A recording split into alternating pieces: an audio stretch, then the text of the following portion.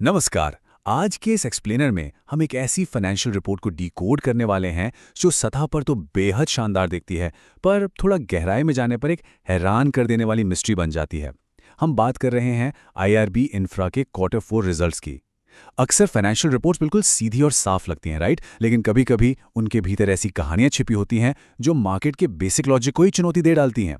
तो चलिए, बिना किसी देरी के सीधे नंबर्स पर आते हैं और देखते हैं कि आखिर इस बार आंकड़ों के पीछे कौन सा बड़ा खेल चल रहा है।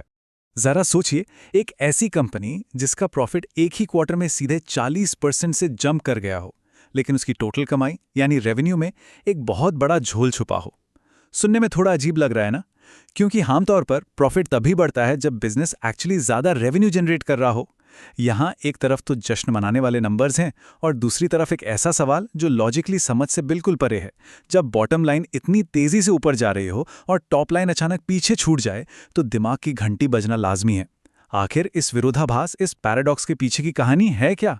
चलिए इस पहेली को सुलझाते हैं। शुरुआत करते हैं एक छोटी सी गुड न्यूज से जो शेयर होल्डर्स के हक में आई है। कंपनी ने इस क्वार्टर में 5 पैसे पर शेयर के हिसाब से डिविडेंड अनाउंस किया है। रिजल्ट्स की शुरुआत एक पॉजिटिव नोट पर जरूर हुई है, इसमें कोई शक नहीं। एक तरह से ये दिखाता है कि कंपनी मार्केट में एक पॉजिटिव माहौल बनाना चाहती है। लेकिन जैसा कि फाइनेंशियल दुनिया में अक्सर होता है, शुरुआती खुशखबरी पूरी तस्वीर बयान नहीं करती। ये डिविडेंड इन फाइनेंशियल नंबर्स के समुंदर में सिर्फ एक छोटी सी लहर है। असल तूफान तो अभी आगे आने वाला है। अब आते हैं उस मैट्रिक पर जिसने सबसे ज्यादा ध्यान खींचा है। कंपनी के प्रॉफिट में एक बेहद शानदार 40% का ईयर ओवर ईयर जंप देखने को मिला है। लिटरली पिछले साल इसी क्वार्टर में प्रॉफिट 214 करोड़ था, जो अब बढ़कर सीधा 296 करोड़ हो गया है। किसी भी इन्वेस्टर के लिए 40% का प्रॉफिट ग्रोथ किसी सपने से कम नहीं होता, खासकर ऐसे वक्त में जब मार्केट में इतना उतार चढ़ाव चल रहा हो।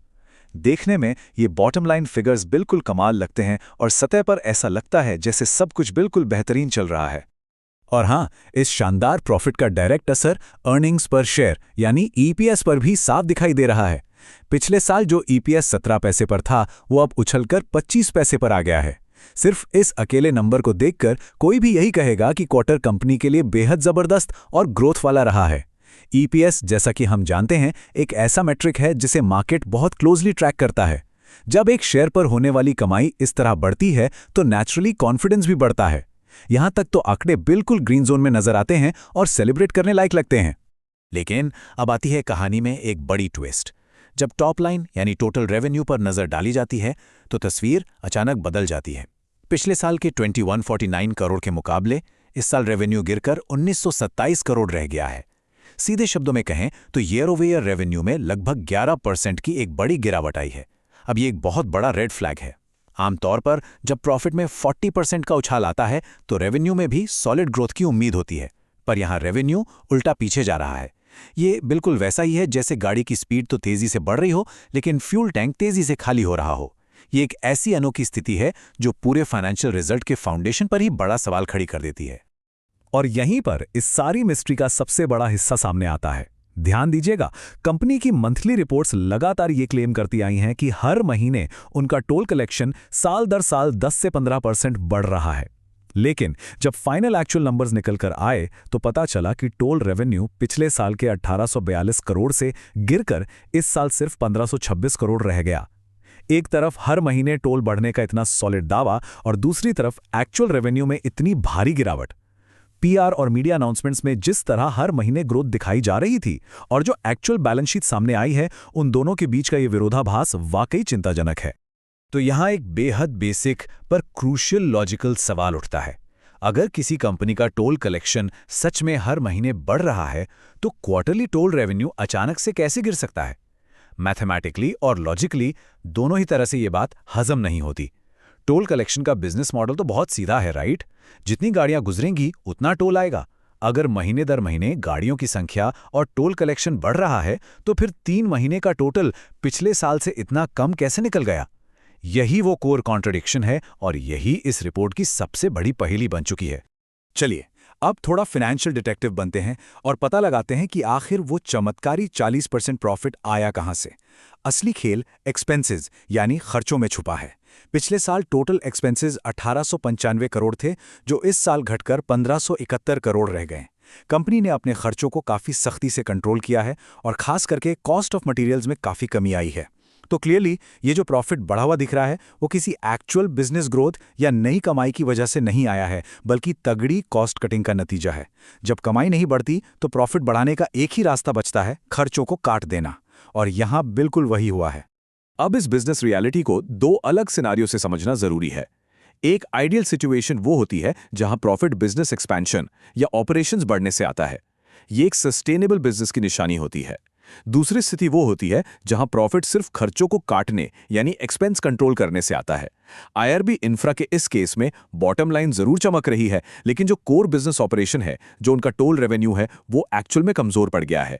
कॉस्ट कटिंग से आया प्रॉफिट शॉर्ट टर्म में तो बेहद अच्छा लगता है, लेकिन लॉन्ग टर्म ग्रोथ हमेशा टॉप लाइन एक्सपेंशन पर निर्भर करती है। कोर बिजनेस की ग्रो किए बिना लगातार इस तरह का प्रॉफिट मेंटेन करना लगभग नामुमकिन होता है, और यही वजह है कि ये प्रॉफिट थोड़ा खोखला महसूस होता है। अगर इन सभी तथ्यों को एक जगह समेटा जाए तो ये तस्वीर बिल्कुल साफ हो जाती है कि क्वार्टर 4 के ये नंबर्स कंप्लीटली एक मिक्स्ड बैग हैं। एक तरफ 40% का शानदार प्रॉफिट जंप है, तो दूसरी तरफ 11% का चिंताजनक रेवेन्यू ड्रॉप।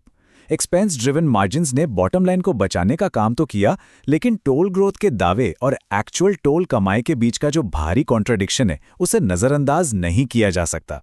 एक आइडियल वर्ल्ड में टॉप लाइन और बॉटम लाइन साथ साथ चलते हैं। एक्सपेंस कंट्रोल की तारीफ बिल्कुल होनी चाहिए, पर रेवेन्यू की अचानक गिरावट के साथ जब मैनेजमेंट लगातार ग्रोथ के दावे कर रहा हो तो स्थिति कॉम्प्लिकेटेड हो ही जाती है। मार्केट एक्सपर्ट्स की तरफ से भी इस पूरे मामले पर गहरी चिंता जताई जा रही है।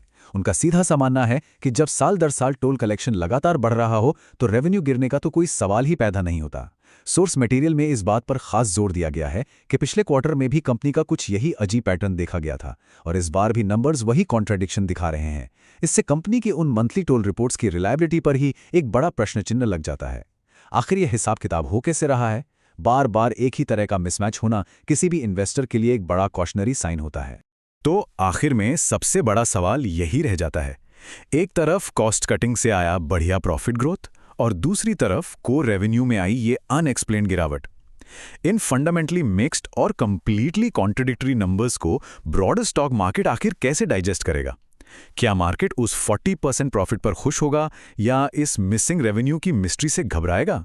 ये एक ऐसी फाइनेंशियल पहेली है जिसका आने वाले दिनों में मार्केट पर असर देखना सच में बेहद दिलचस्प होगा। ऐसे कॉन्फ्लिक्टिंग सिग्नल्स अक्सर बड़ी हलचल पैदा करते हैं। आज के इस एक्सप्लेनर में बस इतना ही। उम्मीद है इस डीप डाइव ने इन नंबर्स के पीछे के खेल को समझने में मदद की होगी। आगे भी ऐसे ही फैक्ट बेस्ड और इन डेप्थ विश्लेषण के लिए बने रहिए।